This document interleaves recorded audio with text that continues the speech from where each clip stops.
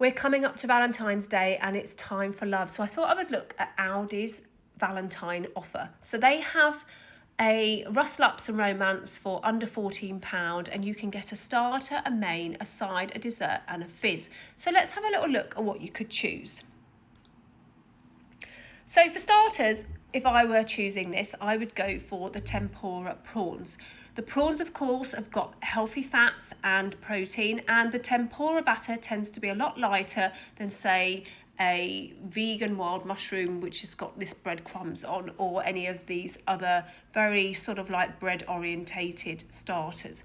Let's jump over to the main course. So I would go for the sea bass fish, or I would go for the duck breast. There are some other options. If you're vegan, you could go for the vegan galettes, but I would probably go for a pasta if you are vegan.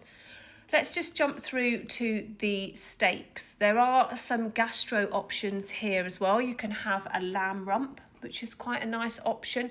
Or if you wanted to go for the steaks, you can have steaks to dine in for two. This nice thick cut sharing rump is only $9.99, but if I were to choose a steak, I would probably go for the sirloin because it's slightly softer than the rump steak. Let's jump to the sides. So of course you would definitely need to opt for the vegetable medley. Greens, lots of fibre, lots of vitamins and minerals.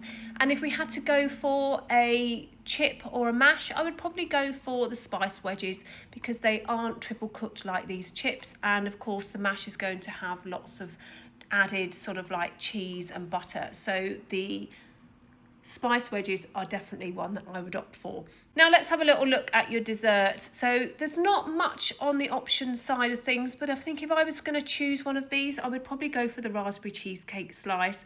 Nice, light dessert, not too heavy, especially after you've eaten all of that mains.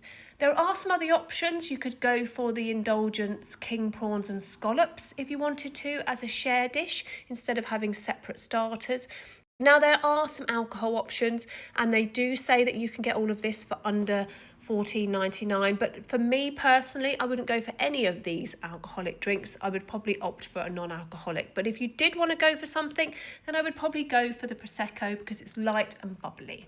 So I'll be checking out some other major supermarkets to see what they've got on offer for Valentine's dinners, and of course I'll be probably looking at some different selections of gifts that you might want to give your loved one as well.